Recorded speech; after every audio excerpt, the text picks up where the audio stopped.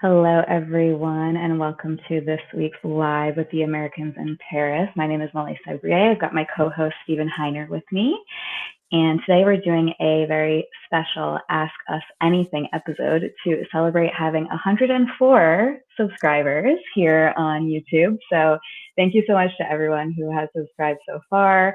If you're watching this and you're not subscribed, please subscribe. And I know 104 subscribers doesn't seem like a lot in the grand scheme of YouTube, but it's very exciting for us. We've been doing this for a little over a month now. So over 100 subscribers in 1 month, I think that's pretty Yeah, I good. So think it's very it's exciting. interesting, Molly, because this is now the third YouTube channel, fourth, fifth YouTube channel I've been involved with, and watching subscribers grow. You always just remember that these are effectively a lot of times strangers. Hmm. Obviously your mom or some of my friends may have been some of those early subscribers, but that means that hopefully we're adding value and we're sharing things that are important, such that people want to subscribe and get some more of our content. So happy to see it, see where this goes. But 100's a pretty nice milestone. Yeah, very exciting stuff. So, in the spirit of AMA, Ask Me Anything, feel free to add your questions to the chat. We've got a little list going here.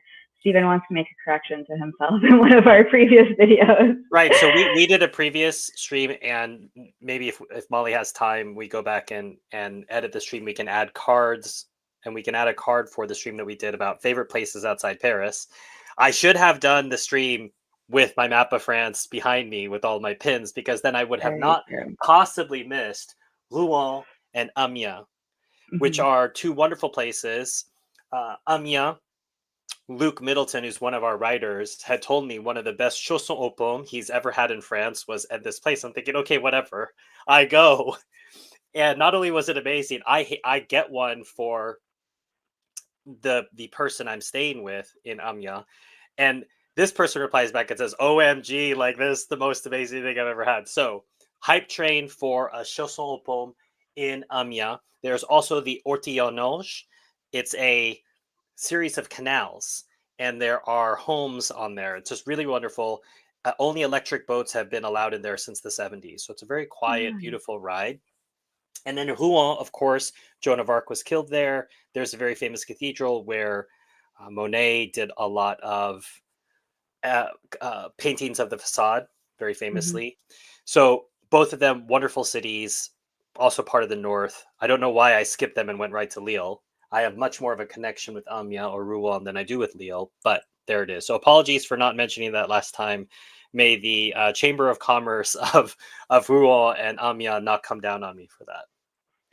I mean, it's so easy to skip over things when talking about places to go in France. And like, we haven't even this is going to be the subject of a different live, I think, is like places to go that are very close to France, like within a couple-hour train ride or something like that. Like there's so much to explore in the area.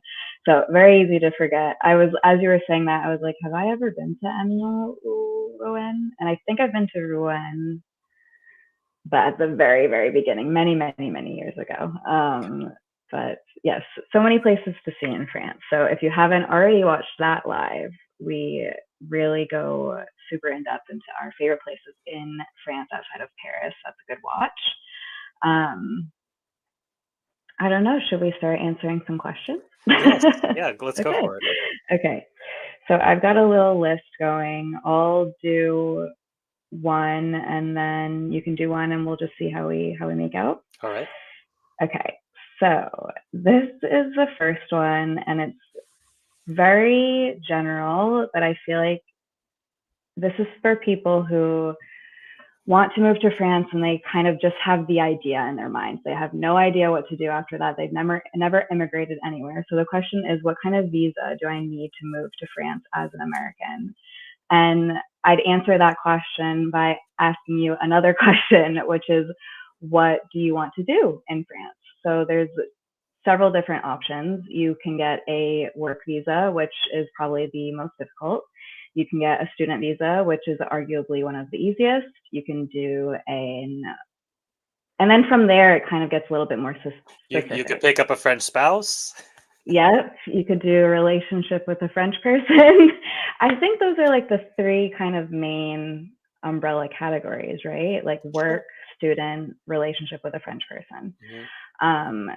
So student, I've done several videos on my experience as being a student in France because I've done it for several years. So when you're an au pair, the au pair visa is technically a student visa, which is kind of funny, but the cultural exchange aspect of being an au pair is like one of the biggest parts of being an au pair that I kind of feel like gets left behind a little bit because it's kind of like childcare, childcare, Well, and childcare. especially if you're being forced to speak English all the time, right? Yes, yes. And so, while childcare is obviously a big part of being an au pair, another part of that is the cultural exchange that you're supposed to have with the family that you're working for. So I digress. Au pair is student visa because you're also taking French classes as an au pair. Um, you can go to university in France, which is what I did. You could do French as a foreign language, which is something else that I did. So, like student visa, this is one thing that I try to get across in the articles I've posted on the site and in consultations that I have. Don't let the word student scare you, especially if you're not a teenager or in your 20s anymore, because there's so many options when it comes to the student visa. And Stephen is more of an expert on the work visa side of things. So there's professional libéral, which is freelancer, passeport talent, which is its own kind of monster. So yeah, I'll let you take it from there, Stephen. Yeah, with work visas, obviously we at on the American in Paris website, we contend that the visitor visa allows for remote work because people routinely present a contract from their employer and they state specifically that they will be working remotely and they get approved visas. So our position is that even the visitor visa, in a sense, is a working visa in the fact that the the French government approves visas for people who are working remotely. The tax treatment of that is a different discussion.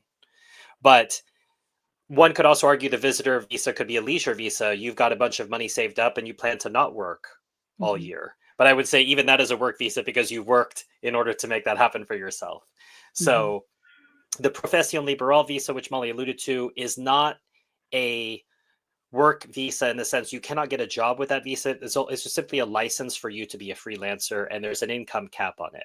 So there's that, and then passport talent, which Molly says is a huge monster. There's lots of different subcategories, and we could talk about that. Obviously, people want to talk about it, but what Molly led with is what I would lead with, which is if you want to come to France, the immediate question Molly and I are generally going to ask in our consultations is what is your plan?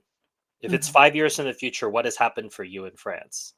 And based on the answer to those questions, then we can walk backwards and say, well, this would be a good visa for you, or this would be a good visa for you. Or in some cases, it doesn't sound like you're going to be living in France enough to need a visa, right? If Mm-hmm. someone says, yeah, I want to come to France for 3 months out of the year, it's like, well, we have a visa waiver if you're an American, so you have to do zero paperwork, and Mm-hmm. you can easily come and go from France, but make sure you stay within that 90 days. And that opens up a larger question about Schengen. And 90 days is within Schengen too. So if you use all 90 days within France, you have to leave Schengen, which these days would be the UK, Morocco, Serbia. Those are the easiest ones that come to mind right off the bat where you can leave. And I feel like that kind of like allows me to have hello. That kind of leads me into another question that I feel like kind of comes up a lot. Now, when we say leave the Schengen, we don't mean like for a day trip to the UK, right? There's like a certain amount of time that you have to spend outside of the Schengen. Yeah, it's pretty standard in most places that have visa waivers that it's 90 every 180. Okay. Right. So what's unfortunate is that in it's not unfortunate. People are used to in Southeast Asia, for example, doing visa runs, which means Mm, they have to leave the country. So I think they literally fly to another country, land, turn around, fly back, and then their visa has reset. So they do visa runs. So okay. for them, that they really do mean just exit and come back. So they might think, oh, that's how it works in Europe, but it doesn't work that way. If it's 90 every 180, you have to leave the area in which it's governed. So for France, because they're part of Schengen, France is actually all of the countries inside the European Union that are part of Schengen. Now, not Mm, every country in the European Union is part of Schengen, but you'll have to check to see whether going to that country would qualify as being outside of Schengen for purposes of your. Remember, it's a visa waiver. People always talk about the term tourist visa. Mm, It's not a tourist visa. It's a 90-day visa waiver. yeah. You always keep in mind, whenever you have to get a visa, even if it's just a few bits of paperwork that you do when you arrive in that country, that is a visa. When you have to do nothing and you get a stamp, that is a visa waiver. And so people Mm-hmm. always talk about, well, I'm on a tourist visa. You're not on any visa. You're on a visa waiver. It means there's a high level of trust between the two countries such that they don't feel like they have to do any background check on you for you to be there. And Americans sometimes don't realize what a privilege that is. Mm-hmm. How many countries we have visa free access. And I'm learning myself with all the countries I'm going to this summer. I have to get a visa for almost all of them, Molly. I have to get a visa for Egypt. I have to get a visa for Mm, Cambodia. I have to get a visa for China. And what that implies is not a high level of trust between those two countries such that you can just come in and do what you want. mm-hmm. And so you have to apply for a visa. So if you want to stay in France for more than 90 days every 180 days, so 3 months out of every 6 months, so you could do that twice. You could live in France up to 6 non-continuous months a year. You don't need a visa. You can just do that. Mm-hmm. Now, whether or not that's desirable for you is dependent on you. Maybe you're a Mm, retiree who is globe hopping and you just like to be in France. I don't know, Molly, maybe they want to be there during the summer mm-hmm. or they want to be there in the shoulder season. Who knows? But you may not need a visa at all. Love it. Love it. Love it. Okay. So let's move on to like a different sort of category. This is one, and I feel like we've been getting comments here and there since we discussed this in a different episode. Is it really cheaper to live in France compared to the US? And I'll answer that, Molly. Did you see this comment in the chat? Oh, no. So just check that. And I'll answer while Molly's working on the tech side. I really do believe that. And I hosted a number of Americans for a 10-day trip in France recently. I showed them around different parts of France, different parts of Paris, and they themselves were shocked. I had told them ahead of time, I said, it's going to cost a lot less than you think because Paris is glamorized in everybody's mind. And it's not glamorous. It is very glamorous, but it's a smaller country compared to the US. And when you talk about local produce, it's really uh, for those who are familiar with the United States and think about Texas, France can fit inside Texas with room. I would just say remove the panhandle from the state of Texas, and that's France. So things are they just cost less. I don't know how else to say that to you. And what's hilarious is that Paris is the most expensive place to live in France. So if you live anywhere else outside of Paris, it's even cheaper. So when I say it's cheaper to live in Paris than the United States, I'm not even accounting for living in Amiens or Nantes or Lyon. It would be even less. And that's just the reality of things. It's a smaller population than the United States.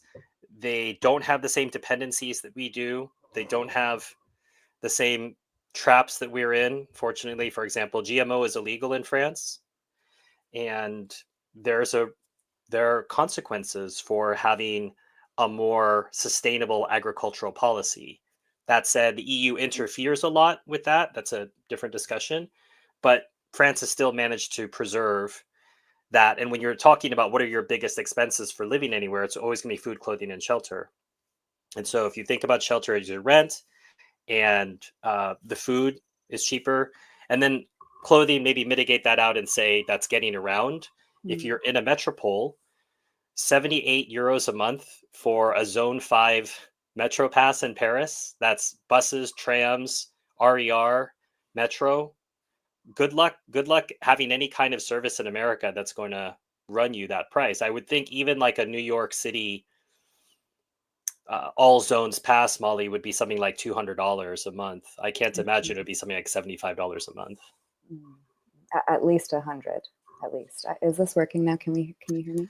Didymus, if you could check Molly on her Thank you. on her audio. And as I was figuring that out, I don't know if you mentioned this, Stephen, but beyond all of that, the other thing that is much less expensive is entertainment. So going out. And again, I think that's piggybacking off of the cost of food is lower. But the entire system, the tipping system in America does not exist in France or anywhere in Europe, I don't think. So when you're going out for a meal, you're paying just, the prices that are written in the menu. You don't have to worry about adding on another 20 to 25% on top of that. And the server in front of you is getting paid a livable wage, so you don't have to worry about, essentially paying their salary for them. That's a big part of it. Stephen, you've got an upcoming episode with Vince, another American in Paris, and in it he mentions the cost of concert tickets. He went to see the Lumineers in Rome, and he paid like 35 euros or something, and he was saying that the same ticket would have cost him hundreds in some place like Los Angeles. I think it's a Ticketmaster scam. I didn't follow up with him after we talked about it, but I do think in America, I hate to say that I know this, but I think Kid Rock and President Trump were trying to work together on an initiative about tickets for concerts, which I thought, okay, well, that would be a positive thing. But that's the whole point of that is when Molly's talking about entertainment, gosh, there's so many things going on all the time wherever you are in whatever city you are in France, not just Paris. In Paris, you have an unbelievable number of options, and what is called a vernissage. So I guess Molly, would we say a gallery opening in Americas? Mm-hmm. So, but people do that as a social thing. If you say gallery opening in America, it's like, oh, are you one of those people? Molly's going to a gallery opening. But the most bro of bros in France would go to a vernissage Mm-hmm. because it's an excuse to drink wine, have some snacks, and meet people. Mm-hmm. So the idea that I must be very interested in art to go to a vernissage, it's not true. There's no barriers to that. I think the idea is we're just going to go out, we're going to meet people. Those are free social gatherings. There's lots of those sorts of things going on in France all the time. But as I say, even let's remove entertainment. If I just look at food and rent and transportation, I've said it before and I'll say it again. The SMIC in France, which is the mandated national minimum wage, is around 1,700 euros, let's say 18, 19, 2,000 US dollars. I lived in France below the SMIC for years. I did not even spend the SMIC for an apartment in Paris, my food, etc., just for my basics. Now, beyond that, traveling, entertainment, that's on you. But just to live inside the city of Paris, you can do it for underneath $2,000 a month. And I would be challenged to know, could I do that in New York City? Could I do that in Washington, D.C.? Could I do that in Los Angeles? Could I do that in Dallas? Could I do that in Miami? And those are the questions you're asking, because in people's minds, Paris is this big built up city. Well, it's the most expensive place you can live in France. Mm-hmm. However, it's cheaper than all those cities I just named. Mm-hmm. Mm-hmm. Yes, it's definitely all relative, because I think French people would say that Paris is very expensive, and it is compared to many French towns. Let's see. How do you open a French bank account? They want your blood, sweat, and tears. That's how you open it. I will say it's probably easier. It was easier when Molly and I first came to France. So there was legislation that passed under the Obama administration that is part of this. It's not coming from the government. It's coming from the people lobbying the government. But they want to restrict the movements of Americans overseas. They want to make sure that American citizens are taxed wherever they go, and that even if they dare to leave the homeland, that they're going to be followed. And so FATCA is there to ensure that Americans can't squirrel away money from the government that they could hide. Remember, this is a country that was founded on a tax revolt, apparently. But the government doesn't want to let you have any money that wouldn't be taxed. And so they bully nations around the world to give them information on American citizens that have bank accounts with them. What that does is create a very high compliance requirement for French and other banks, such that the budget banks in France, so Boursorama and other banks that have no branches, that have very low monthly service charges or no service charges, refuse Americans. I remember and I wrote an article about this on the website, Molly. I tried to get an account with Boursorama, and they're like, "Oh, you're an American. No thanks."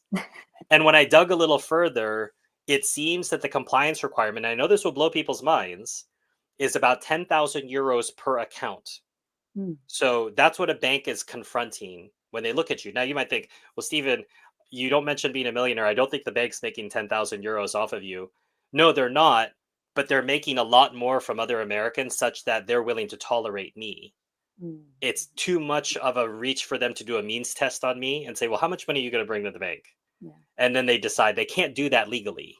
So there are a limited number of banks that will allow you to get a bank account these days. You just really have to push back with the status of your visa. So if you have a carte de résident or a carte de séjour, or even the basic beginnings of that, a visa, you have a legal right to have a bank account. You just need to press your case. If you don't feel comfortable doing that in French, bring a French-speaking friend along, and they will get insistent on your behalf. But you need to have a French bank account because that's part of normal life in France. A lot of Americans come and think, well, I'm going to hack it. I'm going to use Revolut or Wise, and then I'm going to gain points on my Chase card. And this creates problems later on for your tax trail, citizenship, if that's something you're pursuing. That what is your integration in the country? If all of your money and your transactions live outside, they're taken care of by Chase for your credit card, and they're taken care of, I don't know, by Bank of America or Revolut or whatever that lives outside of France. French bureaucracy gets confused about that. And they're trying to say, well, how are you living in France actually? So getting a French bank account is important. Do not blow it off. It is not optional.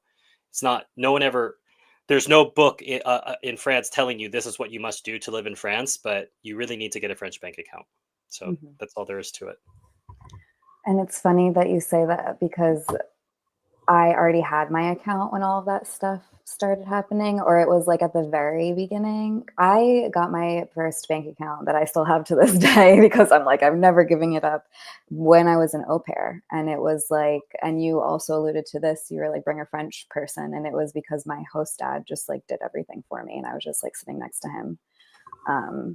I couldn't speak French at the time, so I don't know if he was pushing back against that kind of stuff. But once you are able to get an account, I mean, I love having my French bank account. Like, it's so much easier to send money to people with other French bank accounts. Like, you don't have to worry about, I know in the US, like Venmo is super big. You don't have to worry about getting Venmo if like a friend of yours pays for Venmo is just catching up to what France and French people have had for anyone in Europe has had in the European banking system. So just like the ability to do wire transfers between other European bank accounts, which is something that we are lacking in the United States. So a bank account is another big one. I feel like we get asked quite a bit. Yeah, Didymus is laughing about a 10K compliance expense. I mean, it's pretty ridiculous. It's crazy. And Salamin alaikum. Well, welcome to the stream as well. Let's see. How do I sign up for French healthcare as an expat? And actually, Stephen, in your video, one of your videos with Vince, you were shocked to learn that it took him 2 years to get his carte vitale. Yeah, I'm a bad person to answer this insofar as I don't go to the doctor very often.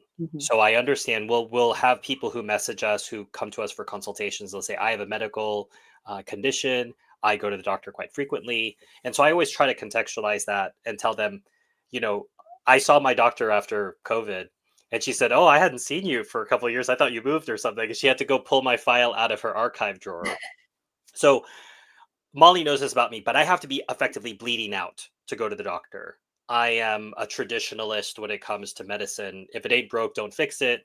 I'm not the person wondering, when is my colonoscopy going to happen? I'm not that person, right? So I'm not the best person to ask. I mean, I had health coverage my first 2 years in France, and I didn't go to the doctor.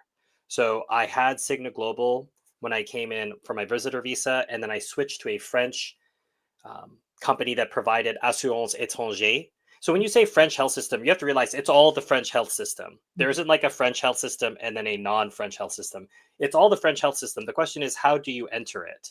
Do you enter it with some kind of private insurance or not? And keep in mind, when I say that, your brain might go off and say, what are you talking about private insurance? I thought France had free healthcare. No. First of all, you were lied to about that by the propagandists who said that France has free healthcare. They most certainly do not. It's pay at the point of service, and then you get a rebate of 70% on what you pay. And if you want to have the other 30% paid, you have to pay private insurance to do that. If you're someone like me, that doesn't make any sense. I never go to the doctor. Why would I maintain private insurance to top up that 30%? But the idea of free healthcare, who do you think pays for all of that? We do, right? Especially as someone who had the freelancer visa, it used to be 20%. Now it's 22% of my top line revenue is simply taken to fund things like that, to fund the free college, fund the free healthcare. So there is no such thing in France as free healthcare. Somebody's paying. But what's fascinating to me is that visitors to France, let's say you're on a visitor visa or student visa, within 90 days of your residency, you can apply for a carte vitale, which is what is the French national healthcare system card. However, you're not contributing. You are contributing $0. And if you're a visitor who's not even earning any revenue in France, let's say you don't have a real estate rental in which you could earn money, you're literally contributing $0 and you're on it. It is a fiscal black hole. And I was sharing this with a friend of mine, Jenny, who we're trying to encourage to write for the website as well. And she said, Stephen, don't you dare ever ask a a point of order question for the French government on this. She's like, don't write an article about it. Don't ask any questions. And probably this is as far as I'm doing. French government doesn't understand English, so feel safe to talk about it here. But there's a fiscal black hole. One of the challenges, France wants to be very generous, but they don't understand that you have to pay for things. And so once you've been in France 90 days, you can apply for a carte vitale. And those people have sometimes got it faster than Vince, who was eligible via Profession Liberale. And I shared this on the website too. I didn't get mine for, 3, 4, 5 months. I just wanted to get it over with. I didn't then need to go to the doctor right away. And I finally gave up, quote unquote, gave up. And I wrote on a Post-it note back, and I sent it back because I was already getting billed effectively for healthcare. And I said, I'm happy to pay, but I would like to get my card. And someone read that Post-it note and sent me my card. That never works. I'm not trying to say do that with the French. Just someone felt bad for me that day and they did it for me. Mm-hmm. But when you think about cost of service in America, we're used to, do you have insurance or are you paying cash? Mm. And that leads to a dramatic price point difference. Mm-hmm. So it's like, oh, you're paying insurance? I guess that'll be $300 for this visit. Oh, you're paying cash, it's $30, right? It doesn't work like that in France. You're going to pay the same whether you have private insurance or not, whether you're part of the French National Service or not. It's just a question of what are you doing? And you could literally have no insurance. It would break the conditions of your visa because the French require you to have insurance. But you're not required to have anything to go to a French doctor. Mm-hmm. It'll just be a question of how much more money they're going to get from you and what you're not going to get rebated back to you. Mm-hmm. So in France, there's something assurance étranger, 400 euros a year, and it gives you effectively the same coverage that you would via the national system, which I promise you'll pay a lot more than $400 a year for. But I find the quality of service about the same as what I would receive in America with a basic HMO or PPO. The difference is that in America, that costs a lot more money. Mm-hmm. But the idea, I think people say, well, the French healthcare system is so amazing. It's like, it's not that different from if you're insured in America. And I notice I say that as a privilege, someone who's had the privilege of having insurance, but I've also not had insurance in America. So the idea that somehow the French are very, very advanced and they have this kind of space age healthcare system, it's not true. It's a smaller country and they found a way to absorb a lot of costs, but it's not free at the point of service and it's not free in general. Everyone pays in some way for the service, except for the visitors to France who are not contributing to the system, and somehow they have access to it. So it's so funny. I've got a couple of follow-ups on that. So I shared your thoughts on France being a fiscal black hole with my French husband. And it's so funny. It's a great observation on the American mentality versus the French mentality, because my husband's response was, well, everyone deserves healthcare. Like that was his response. And I think that just goes to show like the two very different models that we grew up with. And then I wanted to also give a couple like real life examples. So when I first went over as an au pair, the host family I was working for took care of all of my healthcare stuff for me. So I didn't have to worry about that at all.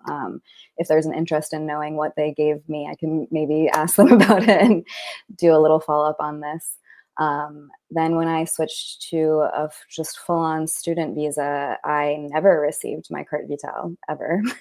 And I was told to hold on to all of the like receipts that I got from the doctor, that when I got my carte vitale, I could then send those receipts to the healthcare system and I would get reimbursed. So for all of that time, I was a student and I had to go to the doctor and I didn't have health insurance. To see my like PCP GP, it was 25 euros without insurance.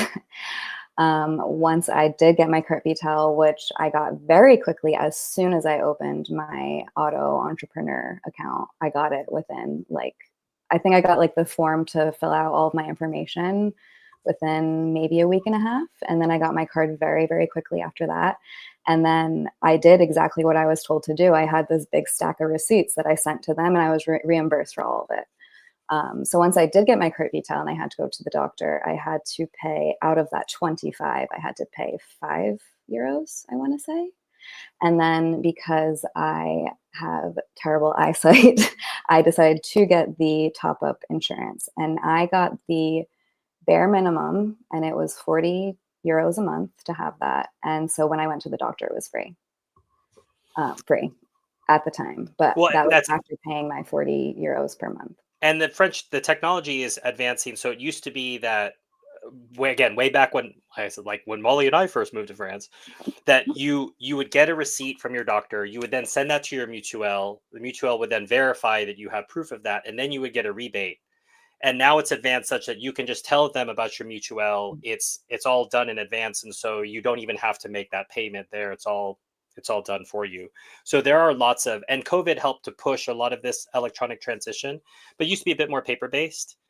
But that's there. I know that you and I and Pierre are all going out for a meal next month, so we could talk about some of this because obviously everyone deserves healthcare. I could agree with that in a certain sense, but we still all have to pay for it, right? It's like everyone deserves education, everyone deserves access to roads, buses, etc. We still have to pay for the buses, we still have to pay for the roads, etc. And I don't think the French, because life has been good for so long for them, have ever had to confront the reality of like, well, yeah, but we don't have enough money to do that. What can we do to make us have enough money? Because there's always a solution. You can always find a solution to it, but different conversation. I hope it doesn't entirely take up our time together. Okay, so I wanted to do one more. Let's see. If there are any questions in the chat, please feel free. These people just got it in line ahead of you, and they made it onto Molly's list. But if you have a question in the chat, feel free to drop it in there. Yes, we've got plenty of time to answer all your questions. So this is one that I feel like we've kind of inadvertently commented on several times, but it might be good to have like a full-on conversation about it. What's the biggest lifestyle difference between France and the US? Everything. If you're just coming into the chat now, please consider hitting like. It's a way to notify all of the subscribers that there's a live stream going on. I think I may have shared this, Molly, maybe not on a live stream, but maybe on the website, that I was sitting around the corner from the Picasso Museum in the Marais is a cafe that looks straight down the street. And the way that it's arranged, the lighting at the end of the day is really gorgeous. There's just, and I found myself looking down this alley, and a friend who was visiting had just been to the Picasso Museum, joined me, and I turned to this person and I said, prior to coming here, I didn't know this skill. This is a skill I've acquired in France, which is the ability to sit and do nothing and simply to watch. Now, I'm not saying that France has a monopoly on that. Obviously, there are plenty of countries in the world in which sitting and taking your time is accepted. It's a wonderful thing. In Albania, for example, they have a ritual, and I'm forgetting it. I want to say Xchiro. It's Xchiro, but around 5:36 every day, they basically walk up and down the main street, like Hmm. doing laps, and that's their apero in a way. Every country has a different way to slough off the day Mhm. and move to something else. And I remember telling this person, I said, we work so hard in America. We're always so busy hustling. We're always trying to, chase money, that this sort of activity is seen as wasteful or must be nice. Yeah. Sure wish. Mhm. And I don't feel any sort of guilt or shame about being able to do that. And France just puts that into you gently over time. You don't come to France and get shaken culturally and say, you will do this. You Mm. will sit down and enjoy yourself. You just absorb it over time. And I would say it even changed. I can maybe get into this later in the stream, but Molly, it changed the way that I cook. But Mm. that's part of when you're in a culture, it seeps into you, it's pressed into you, it's so strong that you have to sometimes fight it if you want to. You don't have to absorb everything in a culture, but if you don't put up any resistance, it will seep down into your bones. That's so true. I never really thought of it like that. Like, because I can't really, I guess, pinpoint the point in moving to France, like when I had that switch where I'm like, oh yeah, it is okay to be slower. But I also feel like, in a way, those moments are like built into day-to-day life, in the sense that, an hour long or even longer lunch is like the norm, or like the apero, as you say, like the transition from the workday to it being the evening time. Like, that's like a thing that most people do. Like, Well, I'm smiling as you say hour-long lunch break because I just thinking in terms of business. In America, hour would be max. People be yeah, checking watches. I got to get back to the office. yeah, This has been great. Or raised eyebrows if you're going to reach for alcohol. oh Like yeah, we're not adults, right? yeah, Oh, well, I can't drink. It's like obviously it's going to affect you, yeah, but the French don't think it's going to debilitate you. right, Like, oh, okay, I'll have a glass of wine. Oh, so now I'll become incapable of doing my job? yeah. Or God forbid I be slightly relaxed as I go back to my office. And Hmm. so that whole attitude of, oh, I've only got an hour. Chris Rock very famously says in stand-up, he says even people in jail get an hour for lunch. Right. So that half-hour lunch, that American phenomenon just shows, we have to put in our shift, and that's the most important thing in our lives. And food, that's a minimum. The opposite effect is no 90 minutes for lunch, Hmm. because what's the point of living if you can't enjoy food with your Yeah, friends? yeah. It's an entirely different way of thinking. Didymus had a question. Considering the trend of rural depopulation, is it at all affordable to buy small plots of land in the countryside? Um, Didymus, I want to answer this question two ways. I'll leave the question up in case anyone comes in later. There is a trend in Europe broadly, not just in France, of $1 homes. Mm. So a rural municipality which has been depopulated because of globalism, capitalism, much longer conversation, not germane to our channel, right? Forces pull people into the big cities, out of their small towns, and these small towns are hollowed out. Then we're not even talking about Walmart, right? Walmart is not big in France. It's just there's been this hollowing out. So a lot of the municipalities have found a winning strategy, I would say mixed results, of saying, hey, any of these abandoned properties or ones that aren't claimed, they're on sale for $1, but what they mean is they'll auction it. And sometimes maybe they go for $20,000, whatever it might be. But if you promise to stay in the municipality for 5 years, you'll get a tax abatement, you'll have these other privileges. But what they really want you to do is they want you to come in and make their village, their town live again. Mhm. And there are various hotspots in France in which expats, Americans, have basically taken over the place. And then you ask yourself, well, are we saving France? Kind of, right? Because obviously these towns are being revivified, they're contributing to the French tax base, but it's an entirely different character because you have a bunch of foreigners who've moved in there. This has happened in Italy as well. And there's tension a lot of times between the foreigners who've come in, who then suddenly start opening, I don't know, sushi bars, or like, trendy cat cafes or something, and the locals are like, whoa, whoa, whoa, whoa, whoa, whoa, this isn't what we signed up for. It's like, well, listen, if you do a worldwide advertisement and tell people there's $1 homes, who do you think is going to show up? Part of that is going to be people who they wanted to buy in their home country and they can't. They may not particularly love Italy, but they don't hate it, so they're willing to take a risk. And there are plenty of deals to be had in the French countryside. The question is, what kind of life is it that you want? If you want to hermit it out, you can get some amazing deals. So I particularly love Brittany. There are amazing deals to be had in the Brittany countryside, but we're talking limited cell service, limited, and Brittany's very Catholic. So, for example, I remember on Sunday, none of us wanted to cook. It's like, well, let's just get some pizza. And I was thinking, oh no, this is Brittany. Like, nothing is open on Sunday. Nothing.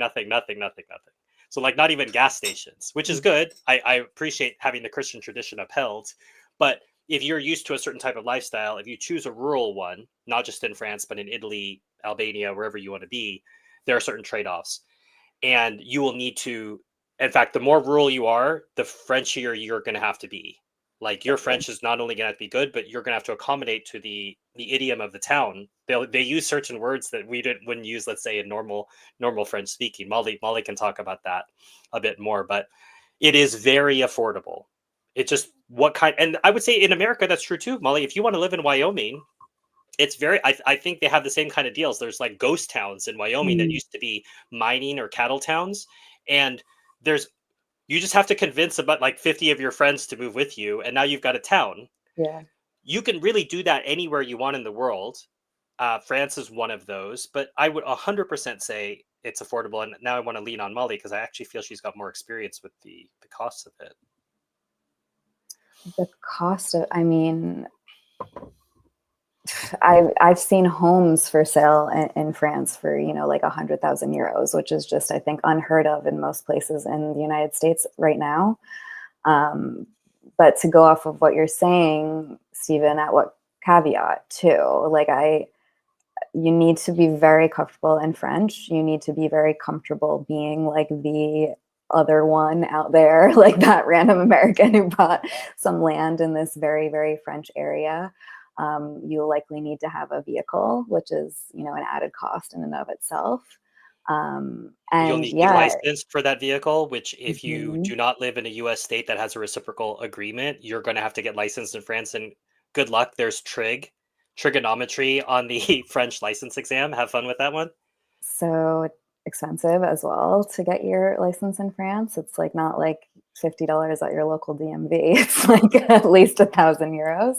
Yeah. And yes, if you don't know anyone in this random countryside, you need to be okay being by yourself most of the time, I think, too. So, I mean, if you're okay with all of those things, I think, great opportunity. And like Stephen said, France isn't the only place that you could do something like that. I've heard of like islands off the coast of wherever that are for sale. Molly and I are going to talk about this in a future live stream, but we've seen so many articles written by expats like, oh, I tried to do your homework before coming, we're leaving now after 2 years, we're giving up. And these people will name towns we're not talking the middle of the countryside. So Nîmes, for example, or Orange, or Aix-en-Provence, or Grenoble. These are not, in the middle of nowhere places. There are people there, but that whole idea of do your homework, it applies everywhere. What is it that you think France is going to give you? I think that's a larger question. It goes back to what Molly said when people say, what kind of visa? What is it that you want to do in France that you cannot do in your home country? Because I want to promise you, everything is harder to do. In your home country, you don't have to figure out, well, how do I get a driver's license? You speak the language and you instinctively know how to get one. Yeah. Even if you don't have one, like, I have to go to the DMV, I have to do this, whatever. In France, if you're learning the language and then you find out it's infuriating even for the French to get a license. So everything is harder outside of your home country. So the question is, France better deliver much better for you than your home country can deliver in order for you to justify the difficulty of moving to a foreign country. You're leaving your family, you're leaving your friends, you're leaving your native culture, you're leaving your native language. France better deliver. Mm. So my question is, what is it that you think France is going to give you? And all these people who wrote about like, oh, you should do your homework. I think really what's underlying that is they didn't answer the question what France was going to do for them. Yeah.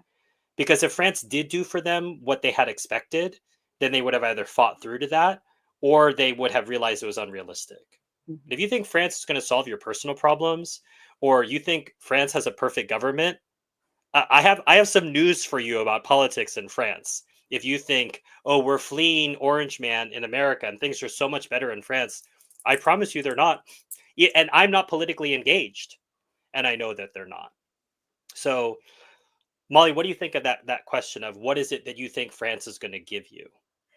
Well, I think to follow up on what you're saying, that reason, so to put it in other terms, your why for France, which is another thing we've talked about many times, that will get you through the fact that everything is so much harder. And like we've kind of touched on this again in other conversations we've had, but I think there's, yeah, this impression that France, Paris in particular, is this like dream Emily in Paris world. And while France is amazing, clearly we have a whole YouTube channel and website dedicated to why we love France so much. Like it is very, very, very difficult. And it's, I don't want to say it's so difficult if you don't speak French. Like if you speak French, it can It's be hard. very difficult.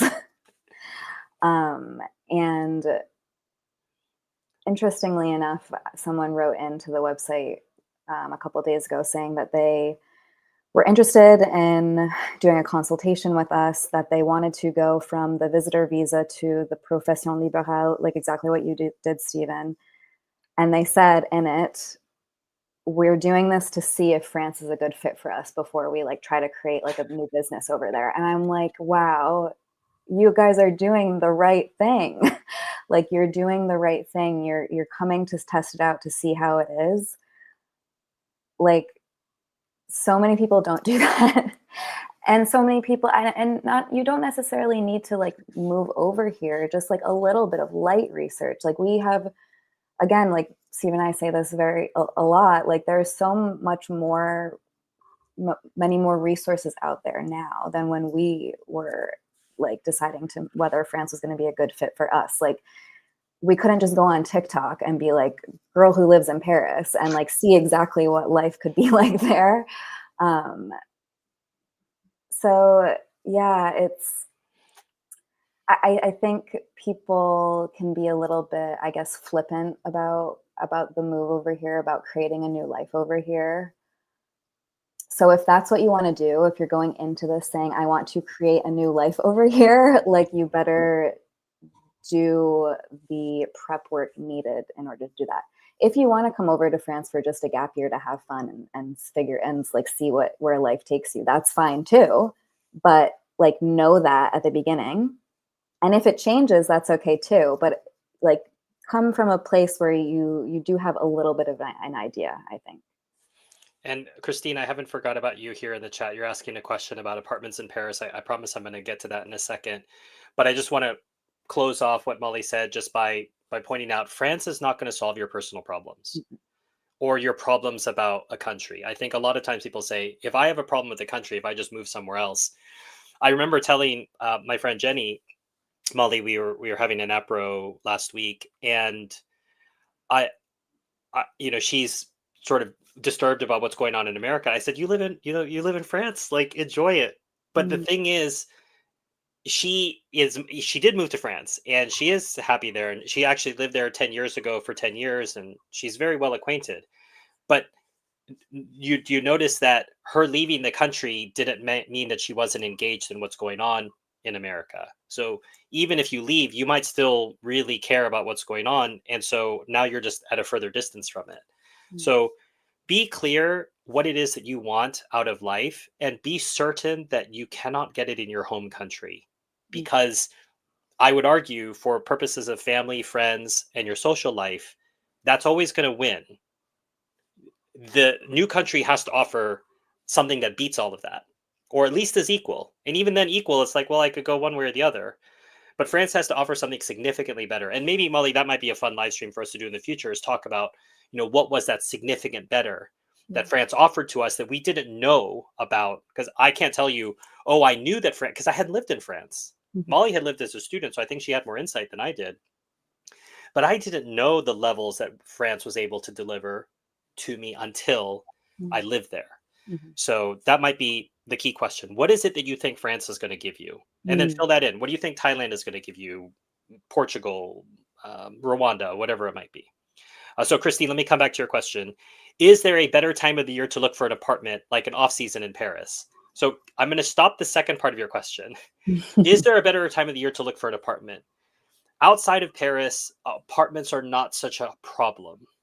And in fact, I remember Molly telling me that when Pierre was looking for an apartment out in the countryside, he just stopped by the town hall and they gave him the keys and he went and looked at an apartment and then brought the keys back. So you can just see how casual it can be outside of Paris. Inside Paris, the statistic I always share is there's 40 people applying for every one apartment in Paris. And in my early years, this might be a story Molly and I used to show apartments to people as part of our early years of just hustling in Paris and making money any way we could. And I showed an apartment on Rue Jacob. If you know what this address is in Saint-Germain-des-Prés, it is an elite address, about, let's say, 300 square meters, very large apartment. I don't know, 5-6 bedrooms. There were 40 people in line when I went to go open the apartment. And then people buzzing around me. Well, do you think he would accept this? I said, I'm not the landlord. I am just here showing this to you. But everyone around you competing. And these are people with high net incomes. Yes. So the decision was going to come down to money. And people don't realize the French will forge incomes to get apartments in Paris. I want you to think through the implications of that. You're a perfectly, let's say you're a teacher. Teachers get paid nothing in France. Big surprise, just how it is in many countries in the world. And there's a teaching crisis in France, by the way. That's a separate discussion we can have for another time.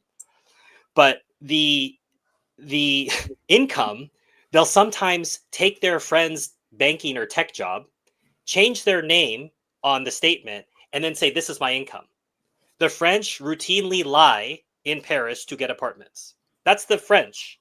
So I want you to think about your own demand. Now, the French do not plan way in advance, so don't think you're going to look for an apartment you're going to move into in September in March. The French are like, well, come see me in July or August, maybe. Yeah. So peaks before events in France. So for example, the reason I'm thinking about September is that's the rentrée. So everyone comes back from vacation, everyone goes to school, everyone goes back to work. So if you want to move into Paris in September, end of July, August, and even August is real hit or miss because no one's around. Those are going to be your opportunities, potentially December as students are moving out for the end of the semester. But Paris, I'm just telling you, it's a really hard place. I don't have any kind of illusions about how hard it is to get an apartment in Paris. It's hard. We know, Molly and I used to help people get apartments. And what exists now that didn't used to exist are Facebook groups. Yeah. So Molly and I didn't have Facebook groups back. We're back. We keep saying like old timers, Molly. Like we're back. Molly and I moved back in the 20-teens. Things were a lot harder, but I just feel there's so many more helps now, and there's so many other agencies that have come to accommodate Americans who don't have any friends, because friends are how you get apartments eventually. But just training wheels, maybe you're going to have to pay a lot of money to an agency your first couple years and just deal with it until you develop those friendships and make those connections. And Jean Taquet, who's a great friend of the website, he has something called the Survival Home in Paris, and just a basic little shoebox apartment in the 11th. But he usually rents that to people for 1, 3, 6 months at a time. It's a transition apartment, not a permanent one. And he knows people have a hard time finding it. He's pretty generous on who, there's a waiting list usually, but people are in there 3, 4, 5 months until they can find an apartment that they like, and then they move into that. So. Yeah, finding an apartment in Paris is extremely difficult, even for French people, as Stephen alluded to, because most places have this very obscure standard where you have to earn your monthly salary needs to be 3 times whatever the rent you're paying is, which is just ridiculous, I think. If you're making such a high salary, why would you want to be in such a shoebox, teeny tiny, cheapo apartment? But yeah, definitely, there's definitely always an influx of students in September. So it's going to be even more difficult around that time of year. And then also, as Stephen alluded to, it's really like who you know, word of mouth. Oh, you're leaving your apartment in 2 months. Can I hop on the lease? Like that kind of thing. So there's definitely some agencies and websites out there that exist to help Americans find apartments. I know HIP Paris has a good resource on that as well. HIPPARIS.com. Don't rule out the Airbnb hack. That's how Yes. I got 2 different apartments in France. My very first one, I contacted the lady and I asked, "Would you ever be open to a long-term rental?" And she, I think she was doing quite well with short-term rentals, and she thought, well, it would be easier. I wouldn't have to go clean the room, every few days. And she said, "Well, can we talk about it?" I said, "Well, I'm actually going to be in Paris next week. Let's go ahead and have a coffee."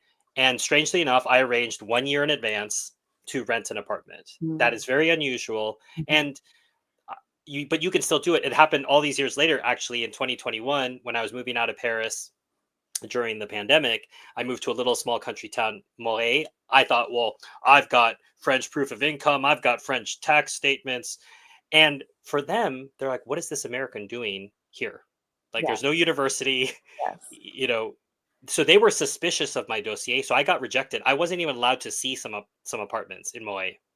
Which, a quick pause. So my like husband's take on this as a French person, he was like, landlords see you as a foreigner. You could be American, you could be whoever. You could Whatever. probably even be Spanish or Italian. They see you as a foreigner that could just not pay their rent and just leave.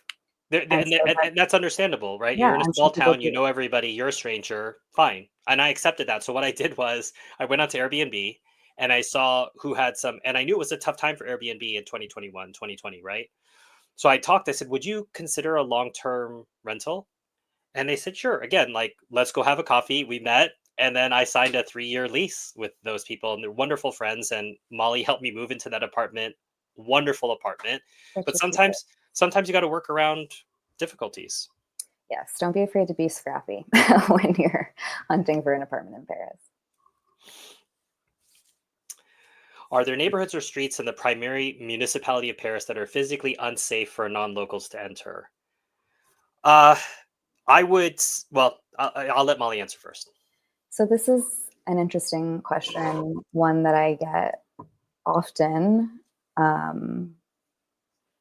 And so I guess I'll just give my like personal opinion from like actually someone who lived in Paris, someone who lived in one of these maybe quote unquote undesirable locations.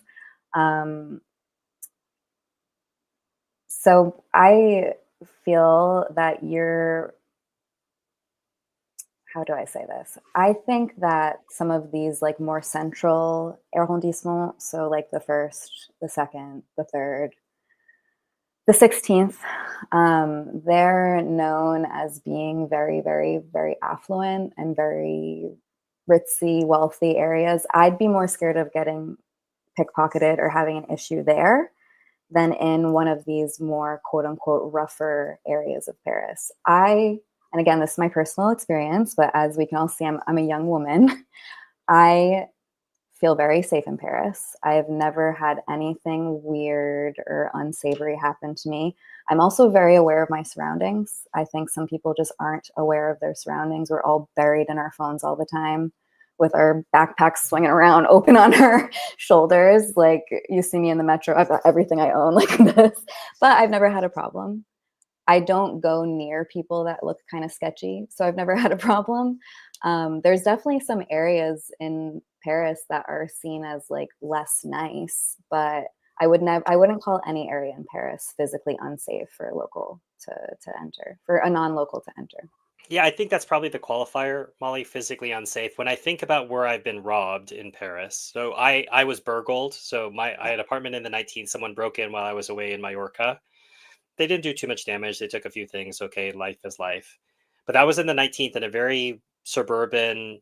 I would use the term for Americans. It's not really suburban, but it's kind of a Residential. quiet. It's a residential, quiet neighborhood. I still got burgled. I've been pickpocketed on Cité, which is dead center of the middle of Paris. I had my wallet taken out of my coat pocket. I've had an iPad stolen in the second arrondissement, dead center of Paris, and then I had my phone stolen at Barbès, which is in one of these neighborhoods. Now, Molly has the experience of being a young woman. I always say, as a man, there are fewer. This is not a real question for us. We have less. But I have female friends in Paris who say there are certain neighborhoods they would not go to at night. That's been their experience. So, and what Molly had said, there are neighborhoods that are marked. I remember my mom asking, I lived in what was noted by Fox News as a no-go zone, but it was the middle of the second arrondissement. And I thought, who is giving these people these maps? So there is a hype that is not true. And that ties into what Molly's saying. It's like she feels safe. But at the same time, one of the things I asked about during the whole Me Too movement, and I got to know some of what my French friends were saying, it's like, yeah, sometimes I get followed home. But that would be in any arrondissement potentially, and that's not a neighborhood specific thing. Sometimes it was a French man following this person home. So what I mean to say is, Paris is like every other city. There are bad neighborhoods. The idea that Paris is somehow different from San Francisco or New York, and yeah, you could walk anywhere you want in New York or anywhere you want in San Francisco. It's like, well, if you're a man, possibly, but given certain situations, you just want to be protected. Molly's talking about, being smart on the metro. You just have to do that. Ironically, I remember advising my friend to be smart on the metro, and then I got pickpocketed. I don't know, like 5 minutes later. I was just silly enough. One of those classic rules is do not have pockets unattended to that you have stuff in. So I had my phone in my right coat pocket, and I had my hands outside. That's dumb. If you have anything important, your hands must have contact with it, whether that's a wallet, phone, anything important. Do not have unattended pockets on the metro.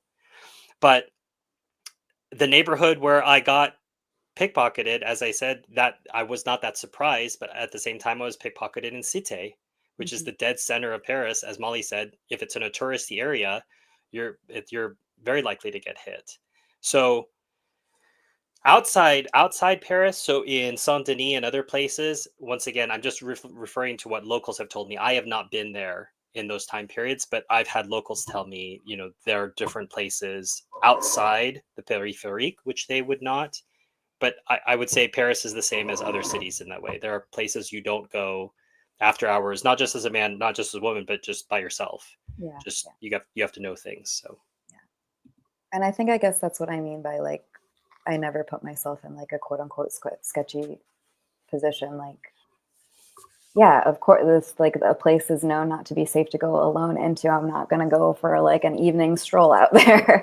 But well, Molly, I'm thinking of some of the scammers at the foot of Sacré-Cœur who will, they tie the little friendship bracelet and then they start threatening you in broad daylight, 2 p.m.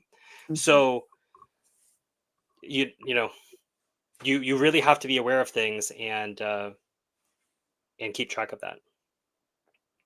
I think if you're aware of your surroundings, you should be okay generally. Didymus says, sounds safer than the places I've lived in the USA. Didymus, where have you been living? But yeah, I think sometimes I never thought about it. Let's say I'd be coming back someplace at 2 a.m.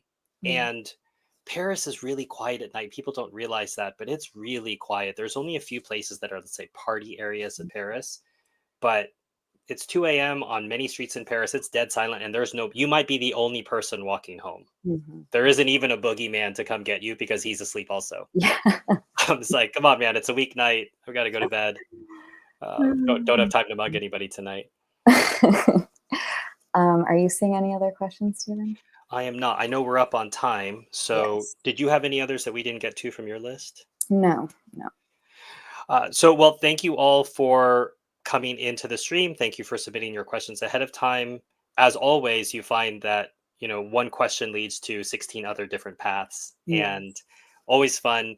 I feel like I always learn something new about Molly, even though we've known each other a long time. And because these live streams force us to articulate things that maybe we just take for granted. And Didymus says, thank you for the stream. Well, thank you for coming by, Didymus. We appreciate it. And if you have questions in the future, please just keep submitting them. We'll either do just regular Q&A, or we might save them for our next milestone, whether that's 500 or 1,000, whatever Molly decides it's going to be. And look forward to it as always. Yes, thank you so much, everyone, for your questions, for subscribing, for watching, for tuning in. We will definitely be doing another one of these at 500. That's our next goal. So share this video, share our channel with anyone who you think might be interested. And as always, thank you so much for joining. See you soon, and à bientôt. Thank you, Christine. À bientôt.